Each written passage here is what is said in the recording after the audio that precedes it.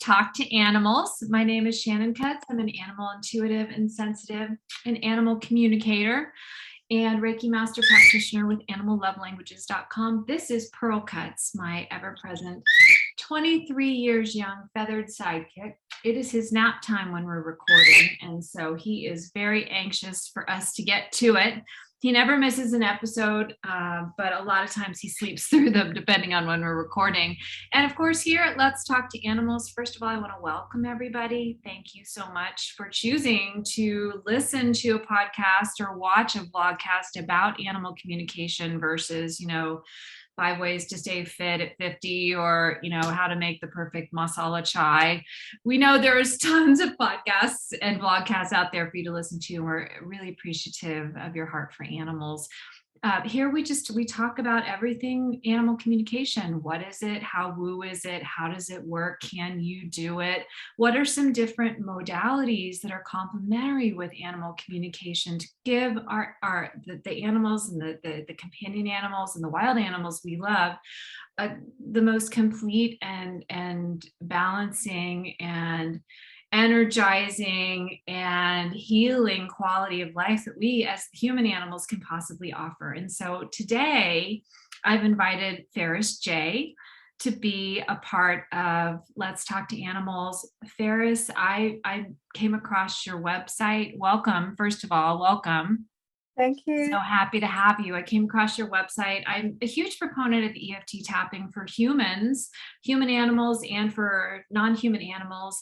And so I enrolled in your introductory, your free webinar series, and was just learning a little bit more and fine-tuning what I know about EFT and discovering along the way that this is something that you've really taken a deep dive into, and it's a huge part. In fact, it's just, I know you do a lot of different things and we'll talk about that, but it's a huge part of the work that you do with animals and with their people. And it can have a really, just speaking from somebody who has done EFT tapping with myself for many, I'm the one that's like, okay, which meridian would be the least obvious when I'm walking around the park? Can I just do a little ape imitation under so I'm a huge supporter and am often surprised by how many people don't know what it is, which is why I wanted to bring you into season, that's the word I'm looking for, season 2 of our show, because we're starting to bring in these complementary modalities. We're starting to look at whole pet quality of life and really building a team, just like we human animals often need a team. We need somebody for body work, we need someone for mind work, we need someone to help balance our emotions, we need tools and strategies. Our pets need the same thing, especially because they're living in our complicated worlds. Mm-hmm. So, I'd like to stop talking now and invite you to, because of course, when you and I were chatting a little bit before we were kind of planning out what we would talk about today, we talked about how, animal communication is a facet of what you do and how it often actually emerges as you're doing your EFT sessions and the energy work. So I would love, because we have a lot of newbies and a lot of practitioners listening to this particular podcast, I'd love if you would just take us back, just kind of share how you discovered the path that you're on and how you started to kind of meld all of these different modalities together to be able to help animals and people in such a unique way. Okay, thank you. I'd love to. You're so welcome. Yeah, animals have always been my friends, always been my go-to. Nature and animals, they were my companions all the way through. And I suppose I've always had such deep love and appreciation for them. And I've always wanted to help my own. For many years when I was younger and I was in college, I would keep pet rats, because you weren't meant to have dogs or cats. So I would I'd have a couple of little rats and sneak them in. And they were such good fun and they were such sweet little creatures. And I suppose I got into energy healing quite early on as well, in my early 20s. And of course, my companion animals, they were the ones really I did it for, because I wanted to be able to help them when they weren't feeling good. And I was on my own path of discovering holistic health from my late teens as well. So it all dovetailed into one. As I did Reiki for me, you know, the rats would come up and nuzzle me and go, oh, they want some, brilliant. And from working with them, I was curious about communicating with them. When I discovered animal communication, it's like, of course, we want to be able to connect with them and speak with them. So I learned that, and I had such great fun with that, with deepening the communication. And I was on my own journey. I went to healing school. I did the Barbara Brennan School of Healing, a 4-year deep dive. So I did that alongside my animal communication. And at that time, I worked a lot with animals, and the animal companion was always my client. And there were times when I'd want to help the person, and I didn't want to get too woo with the person. I didn't want to tell them what to do with their chakras or this and that, because I didn't know quite how open. I know they really wanted to help their animal companion, but I didn't want to push it with them. So for a while, it was strange, because the animal was my client, and it's like, what do I do with the person? And even when working with people, I had a lady who had a really large dog, and she was so scared of him getting old because she was on her own. And when his legs would start to get weak, if he wasn't able to move, she wouldn't have been able to pick him up. And I remember I was working with her, for her, not actually for him at the time, but I saw her worry so much about him. And at the time, I was mainly doing hands-on healing or distance energy healing. And she was, I think, part of set the seed for that. Because I looked at her and I thought, she's worried for so long, and I know that's going to affect her relationship with the animal. But I didn't really know what to do with it until I discovered the EFT tapping. And I discovered it first for myself. For a very stressful situation. I'd encountered it a little bit before, and I actually didn't do that much. And I had a really big stressful situation, and I sat with it and I sat with it, and I was uncomfortable, and I did other things. And as I sat one day going, I really need to know what to do with this, I actually heard there's a setup phrase in EFT tapping, and I actually heard it in my head. I was like, I remember that. That's that strange tapping thing. So I went back to it and I used it. And I had an issue with planning. I was building a house, and there was something wrong with the planning, and it took basically a year and a half. And it was a really stressful time, but I used the tapping the whole time throughout that for me. And anything I use with me, I share with my clients. And it was my bridge. It really was the bridge between the animal work, where I do the communication and healing. And by that stage, they were merging anyway. I just tune in and I go wherever I needed to go. And that's how it worked really well for me. But it was a bridge with the people. And it was like that piece in the jigsaw. I was like, oh, I've got it. This is how I can get the people on board. And this is how we can become a team. They can become a team.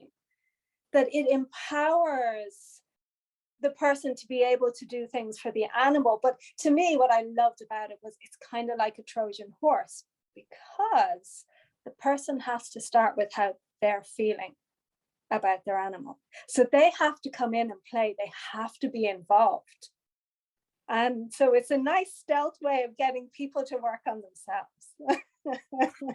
Aren't our animals very creative about finding ways to introduce the concept, the idea that maybe, hey, you, my person, maybe you could use a little healing too. Maybe you could use a little emotional tune-up too. Maybe a little mental recalibration too. And for those of you who are listening today or watching, and you have no idea what EFT tapping is, this thought just occurred to me that you don't even know what it is. Well, first of all, bless you. for sticking with us. Second of all, this particular podcast is not really designed to go into the mechanics of it, but what I want you to do is head over to ferrisjay.com, and that's FERRISJAY.com. Sign up for the free introductory tapping webinar series, and you can learn about it. And I think you're already kind of getting the vibe that this is great for people. It's great for animals, and it's great to navigate tough situations. And it's also great to express love, gratitude, and appreciation. And Ferris, you're the only one that I've ever encountered who uses EFT for this purpose. So I'd love if you kind of just a PS to your story, like how did you kind of discover that? Because I just watched your most recent video on your YouTube channel and was like, oh wow, like I always had perceived it as a way to move through crises or difficult, but here's a completely different application that feels really good. So I'd love if you share a little bit about that as well. So I'll give a little bit of background about EFT in a nutshell, the super short version. So with EFT tapping, it stands for Emotional Freedom Techniques, and we tap on meridian points. These are the meridian points we use in Chinese acupuncture or acupressure. Some people call it acupressure without the needles because we are working on points, but it's very different. Acupressure is quite general, like there's a point here that's good for anxiety, there's a point under here, can be good for sinuses. But with the tapping, we do two things. We stimulate these points with the tapping, but we're also focusing on the issue. Now, like you said, traditionally, we focus on the negative intensity. If it's a trauma, people use it. War veterans have used it. It's used for weight loss, for sports performance, because we're focusing on that thing that gets us stuck or gets in our way or pushes our buttons. And as we focus on it and we tap through these points, we clear that blockage, and it goes very deep and very specific because we're thinking about it. It goes right to wherever that is in our energy system, and it starts to dissolve it. So our energy can flow clearly, so we can even think back to a traumatic memory and we're just not bothered by it anymore. It's not pushing our buttons anymore. So that's the background of how EFT was traditionally used. Now, I was aware of people using it differently as well, and it's something I played with because I believe in the power of positivity as well. I think when we're clearing out negative, we always want to know where we're going. We want to go to what we want, what we desire, how we want to feel. And that's always been part of my journey with the tapping, is we're not just clearing out this for the sake of it. It's so we can have this clear path to go where we want to be. And that's where things like the appreciation tapping come in. You can just tap on positives. I find though, if we stuff underneath it that, you know, you could say an affirmation, you know, I am healthy, I am rich, I am whatever. But if we stuff underneath it, our mind's going, yeah, but no, but nah. You know, that's what the tapping clears out. So we get to a place where we've neutralized that, and we can actually start to believe and move forward towards what we want. And for me, it was so interesting you talk about the appreciation, because that is a post I've just written on that, and I've shared that video. It is on YouTube. I've shared it with so many clients because I know when things are challenging with our animal companions, it's so hard. I work a lot with aging animals, and they're less mobile, and they're people going, they can't do what they used to do, and it's not the same, and they see the decline and they worry about the decline. But if I can get them to be in the moment and to celebrate what is going well, that they still light up when they see their dinner, they still want belly rubs, they still, you know, there's always those things that they still have. And I watched it with my Sally dog as she aged, and I was very determined to do that, what I call celebration tapping, that even if her legs aren't as good and she couldn't always jump up on the sofa, or she'd get a bit confused and think her dinner was at a different time, or all these different things, that I could still see, you know, she wants her belly rub. She's happy to see us. She's this. And by acknowledging that, and the tapping is a great way to really wire it into our system. It benefits us because you feel good when you feel good and you think what's going well in your life. B, they pick it up, they get the resonance. So it's healing for them, it helps them. And they pick up when we're really worried about them. They sense it. And even if we're sometimes just saying words, like say an animal's pre-surgery and we're going, it's okay, it's okay. And we're going, I'm really worried, I'm really worried. They're picking up both and it's confusing. But if we're in that place of pure appreciation, they pick that up, they relax and they feel it. And it's like they can tune more into it. And it helps the bonding. We just gets everything closer. And sometimes people even get the little insights because they relax and they just get into that positive space where it can really help people reconnect with their pets when they've been in fear. If they can move to being realistic still, there's issues to deal with, and there's this that's going really well. It just grounds things more positively, and it makes a huge difference to moving forward with treatment plans or whatever else, that they have that balance. Yeah. Well, it's interesting because I've worked with a number of animal clients recently. In fact, I was talking with a client last week who has just adopted a dog who has a congenital issue with one eye. And so the eye is smaller than normal and she can't really see out of it. And so the client was my human client was concerned about, is this bothersome? Does she need to take action, et cetera? And so when I tuned in with the dog said, I don't even think about it. I'm so much more than this one little tiny body part. And I was so moved by that because the gratitude puts everything else that's going on that represents snapshots in time back into a bigger picture perspective.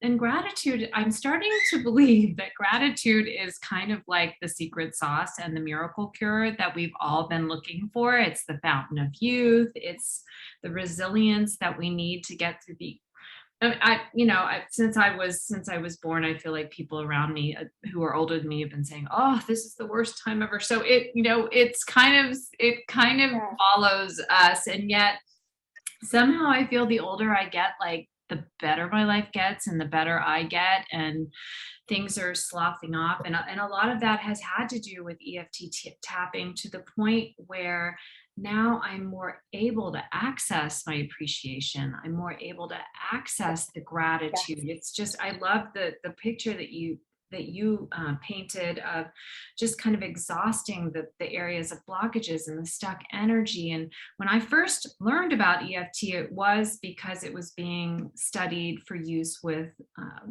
returning combat veterans who were suffering from extreme PTSD. And the researchers at the time weren't quite sure exactly why or how it worked, but they just knew that there was something about pairing the mind, the emotion, and the kinetic energy of the body that was extremely impactful. What makes me so interested in using EFT paired with animal communication is because I've often experienced how animals actually, like, we do our thinking. This is probably going to come out really convoluted, but we do our thinking through our minds, through our thoughts and our words. If we or even notice there's an emotion or a mental picture attached to it, we're doing good. We've probably had some training in animal communication. Right now, I'm actually trying to put a course syllabus together for my students. I'm trying to teach this, and it's incredibly challenging to put it into words because I've gotten quite much more comfortable in the feeling space, and I feel like the animals think in many ways through their emotions and through their body. And so it's like we're trying to, that middle point that that we're trying to kind of bring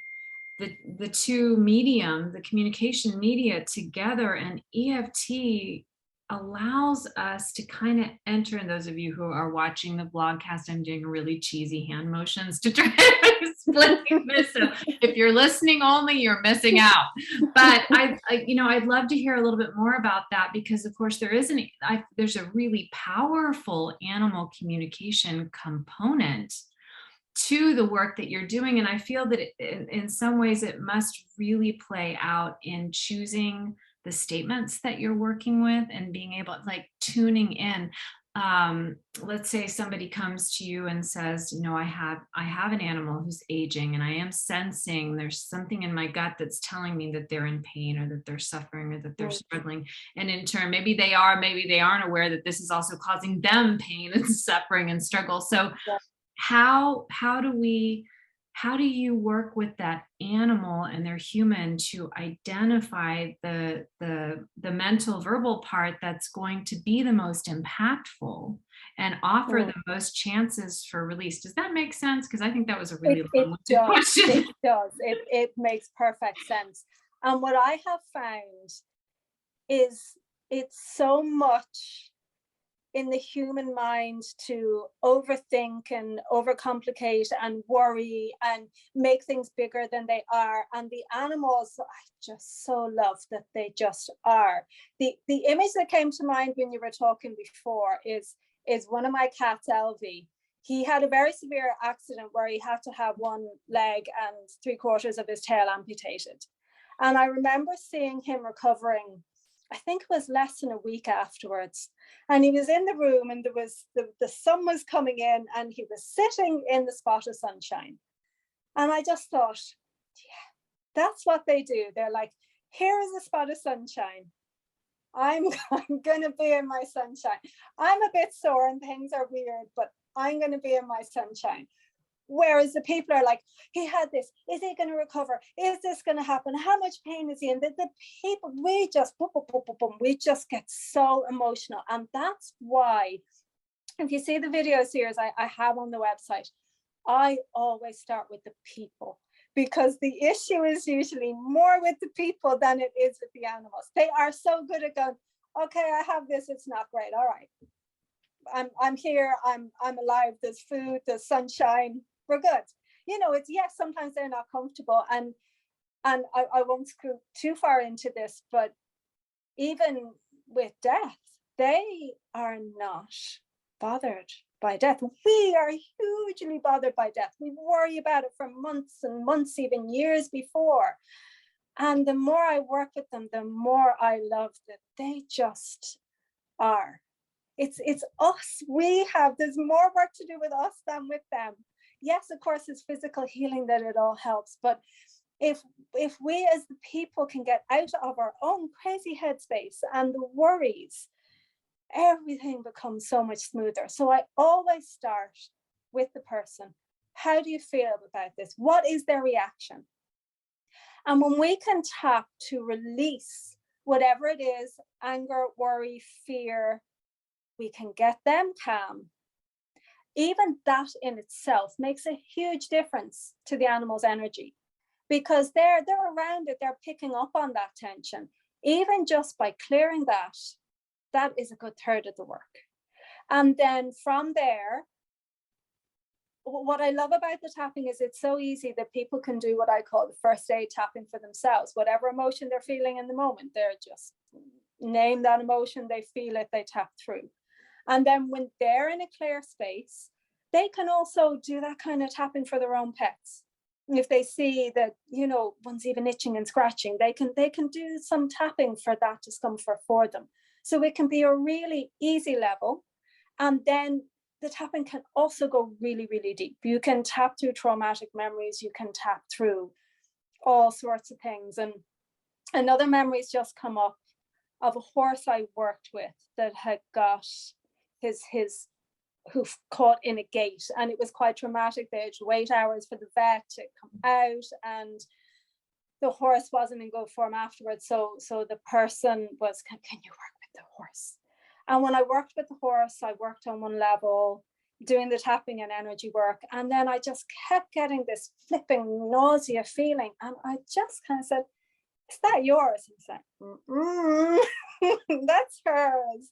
You know, I was picking up on her nervous trauma through him. So that was when I was first starting to work on the people as well.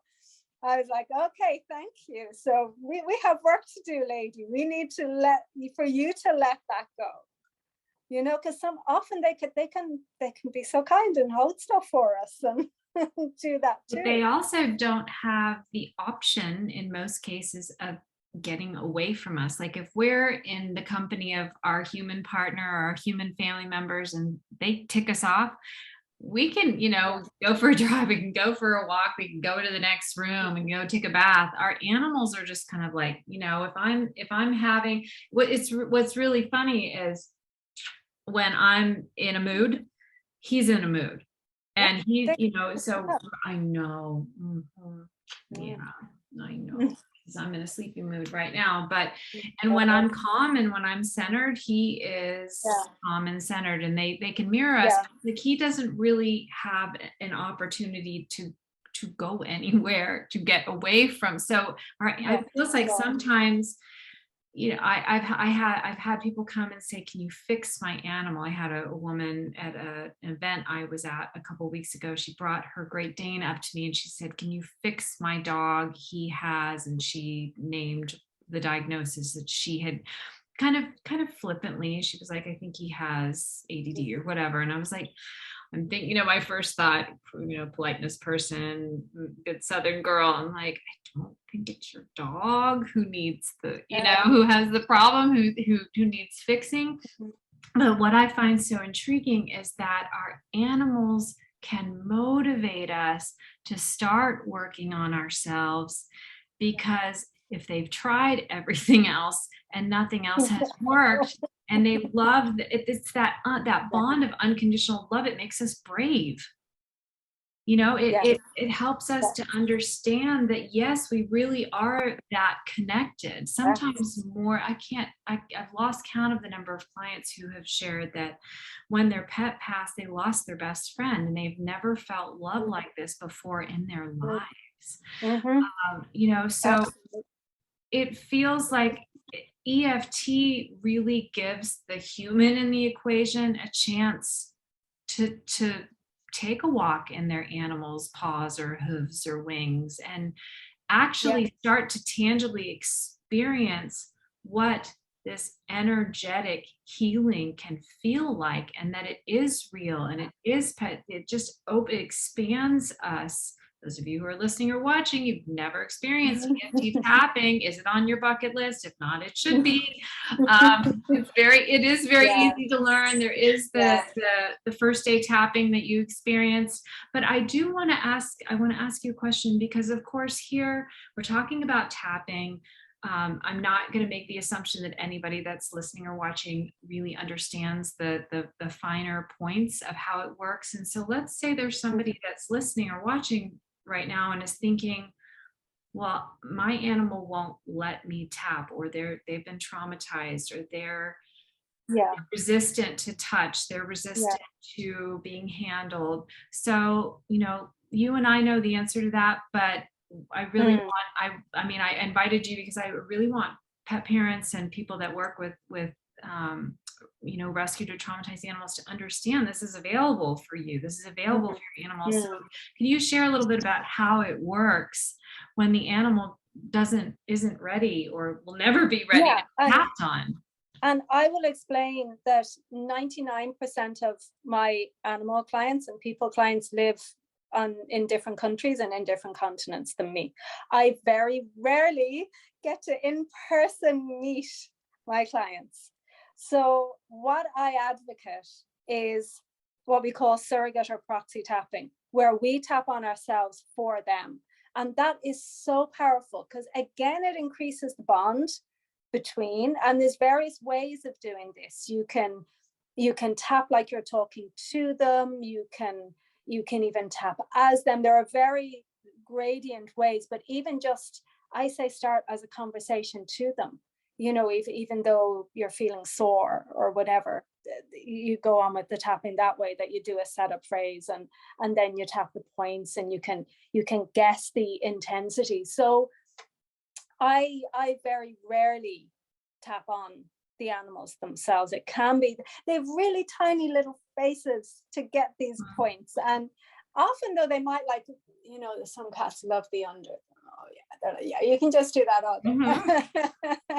but usually with my clients, I say, do the surrogate or proxy. So you tap on yourself, but intention is the important thing. If you have the intention that you are tapping for them, that energy will go to them. That's the be all and end all of it, really, in my mind. Is intention is how it works, just like how distance healing works. You don't have to be in the same room as somebody. And again, I'm going to go back to the real basics of always tap for yourself first, because if someone wants to tap to help their pet, it's good if they're in that clear, neutral space at very least. At best, they're in the fabulous appreciation space. That's a whole different energy to bring to it. That's what I'd love. They're in that real, pure love space. And that's what I do. I sometimes do online groups, and I get people to go from the heart connection, heart to heart connection. And then we go and we tap for the animals, because that's the space to do it from. So so it's very rarely we actually get the animals and tap on them. It's just not needed, and it's so much easier. And when you tap for you, for them as you can get insight sometimes that way as well. If people do a lot of communication, or they're sensitive, sometimes they feel what's going on with the animal in their body or something, even as they're tapping. So it's really useful in terms of communication to be doing the tapping for them that way. Yeah, I often include tapping in my animal communication in my Reiki healing sessions with animals and their humans. And I often find that the animals and their people do share certain mindsets, certain emotional I know so delicately. I mean, I know I do. You know, I actually wrote a whole book about it, Pearl, right? How similar we are. We're both small and pear-shaped with skinny necks, and our favorite phrase is "Don't worry," right? So, you know, he would never, Pearl, you know, he weighs 80 grams. He would not tolerate. I tried it once. I was like, let me just see if I can sneak up behind him and tap him on his little feathery head. And he will tolerate that if you're watching right now. But he doesn't understand what I'm doing. And if I don't promptly follow it up by scratching his neck feathers, which he loves, he will bite me. And so our dachshund will tolerate tapping along the spine, which is another good thing to do. Or he definitely loves belly rubs, but it's just a matter of time before he decides that the tapping session is really about dachshund playtime. And so it tends to cut the session short, which is why it is so important to understand that these types of holistic tools are not off limits to you.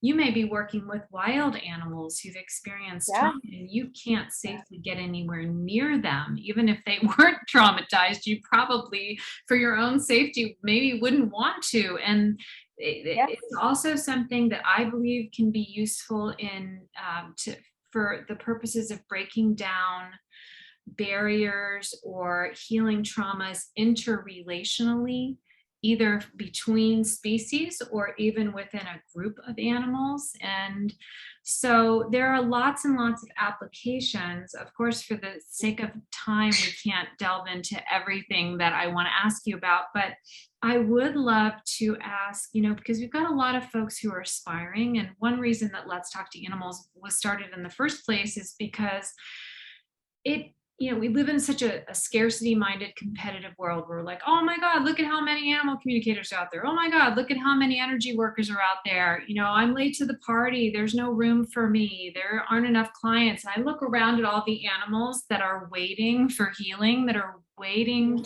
for one human being to notice that they have something to say and that we're capable of hearing them and having. So it's like, if you're listening to this right now and you're thinking that, there's room for you. And in fact, you're being called.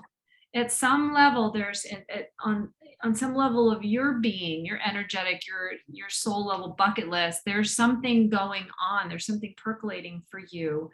And there is a place for you, no matter how many animal communicators and energy and light workers in this that we'll ever have in this world. It still will not ever be enough to meet the need. And the number of animals who just want to have a conversation, they want to add that to their bucket list. They want to have a conversation with a human animal and feel, maybe for the first time ever in their lives, how much there are lots of us who really do care, who really do want to make, you don't have to hang out a shingle and be professional in order to make a difference. And so I'd love it if you would share a little bit about, for somebody who's listening, who's like, yeah, I would really love to learn this. I would love to do this. Do they study? Do they come and study with you? Will you mentor people? Are there classes? How do people learn how to intentionally use this for the highest good of other humans and their animals? What pathway would you recommend? Yeah, well, for the EFT tapping, there is professional training. There's different bodies in different countries, and since COVID, it's been online a lot. You can train online, which is really useful for people. So there are lots of options for training.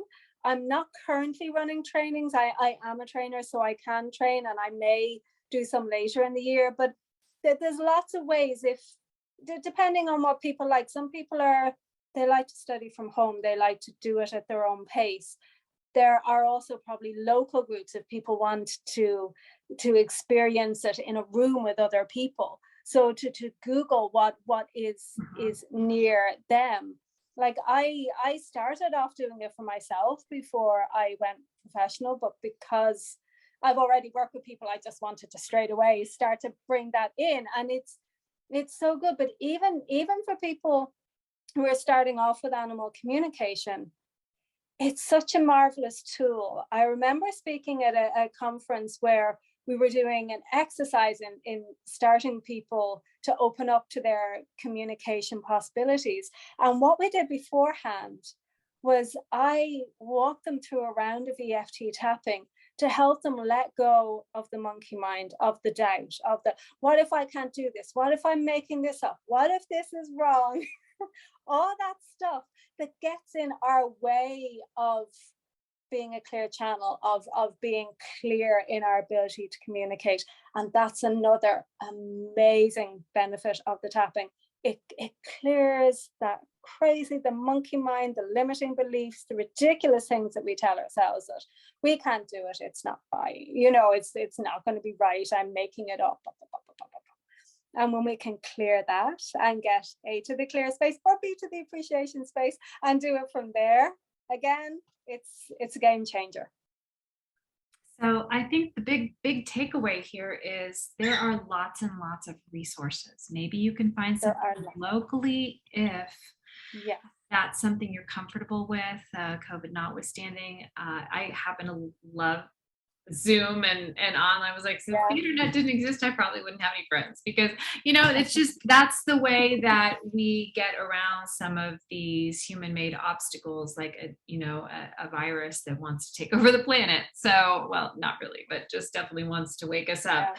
And so there are lots and lots of resources, but first consider simply hopping on over to ferrisjay.com and just taking a free introductory class. Just we all have something that we kind of carry around with us, no matter how clear and open and unencumbered that we strive to be. We're all carrying around certain memories, certain traumas, certain mindsets, certain heavier emotions or life experiences. So pick one of those that doesn't feel overwhelming and just give it a try. And it could be something about your pet. Maybe you are worried about some kind of upcoming procedure, and just give it a try. And just don't forget to, notice at the beginning, like Ferris said, like you just said, the intensity, and then notice again after you've gone through a few rounds under your guidance, notice, has it shifted? And just play, adopting a playful, curious, wondering state of, what if this is real? What if this can change my life too? What's the worst that can happen? It will maybe be neutral, but in the best case scenario, you'll have a new tool that you can add to your toolkit forever. That's very effective. It's very simple, and it can actually help you, especially with a new animal. Let's say you've introduced a new pet into your interspecies family, and you're like, you don't really know each other that well yet, and you're kind of anxious about that. How will they get along with others in the family? And what if they don't like me? And what if I don't know what they want and need, or what does that behavior mean? And we tap to reduce some of that anxiety, and some of the surface ripples that our own anxiety is causing start to subside. And so, so this is it's a really special and unique addition to the Modern Pet Parents Toolkit, along with animal communication. And if you'd like to learn more about animal communication, you can head on over to animallovelanguages.com. Click on Learn with Me. You'll see a whole bunch of free tools, including a free 5-day animal communication camp and a 4-part intuitive pet parent workshop, and of course this podcast where you can re-listen to this episode today. You can access lots of other amazing interviews with really caring, inspiring, cutting edge animal intuitives who are just pushing the envelope with all the brave in their hearts. And I'm just inspired to kind of flow along with the current and be a part of this bigger community that we have created together to help our animal loves by being the very best and brightest human animals we can be.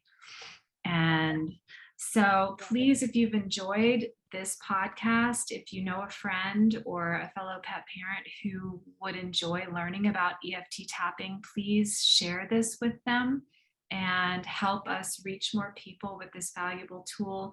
Please consider giving us a 5-star or a 50-star review if you feel moved to do that. Leave us a comment if you have questions about EFT or about animal communication. We'd love to hear them, and want to just offer you appreciation for spending a little bit of your valuable daily time with us. So that's all for now. Tune in next week for another amazing special guest, and I send you all my love. And Ferris, again, thank you so much for being a part, for donating your time to share more about EFT tapping and animal communication with us.